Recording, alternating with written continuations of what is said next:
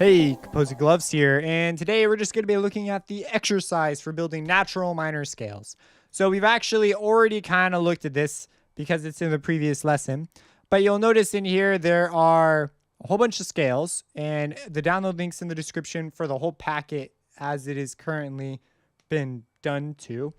And there is an answer key you will find also, and it's just simply just like the major scale. Don't write out anything like don't write out the intervals of the minor scale up top. You could, don't do it. Or if you are going to do it every single time. Just do it in a way that reinforces it. So if you're going to do like lower 3 6 7, the wonky circle or whatever, people will do this once and then they'll go through their paper and they'll do it all so fast they'll keep referencing that one time. It doesn't get cemented in your brain. So if you're gonna write it every single time, or don't write it at all. Just say it every single time because that'll help you remember. That's the secret to learning math equations too. If you're doing a bunch of math problems and using the same formula, write down that formula every time. You will have memorized it by the end if you've done enough of the problems. So anyways, that's that. And all you have to do is here you're just making minor scales. So my recommendation, you can use whatever method you like, but my recommendation is make the major scale and simply lower the 3 6 7, type it out every time. I use the wonky circle to remember. So for example, like A minor, here you have it. Go ahead, play it, check it. You also want to familiarize yourself with the sound of these things because later on they really bite you if you don't know what they're going to sound like. And there's actually an accompanying class that usually goes with theory called musicianship, where you learn how to sight sing and like solfege. It's the method for sight singing.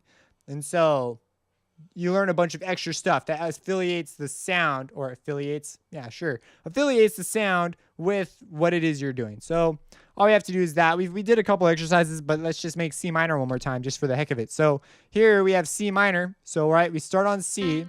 Oh, and one thing, I want you to alternate clefs, because a lot of people are clef heavy. I'm used to thinking in treble clef. That's the clef I think in. But I play piano, so working in bass clef's not a big deal. But if it is a big deal for you, please go through the torture of learning how to do it. So, because you will deeply regret not being able to quickly read when we get into part writing. So here we go. Oops.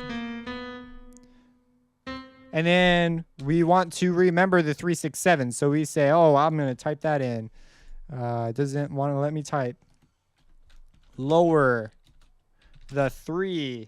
The more unique you make this, the better it'll stick. It's called elaborative encoding. It's the way people remember huge chunks of information. So lower the 3, 6, and 7. The wonky circle, lower it for the natural minor scale. Like, that way, just doing that typing will make me remember that. Oops, misspelled lower. And you hit Control T again if you don't remember how to do that. You might have to select a specific note. And there you have it. And now we've got C major. So to make minor, we lower the 3rd, the 6th, and the 7. And now we have our scale. So that's that. If you have any questions about this, let me know. Subscribe. Support me on Patreon. I deeply appreciate that. And have a blessed day.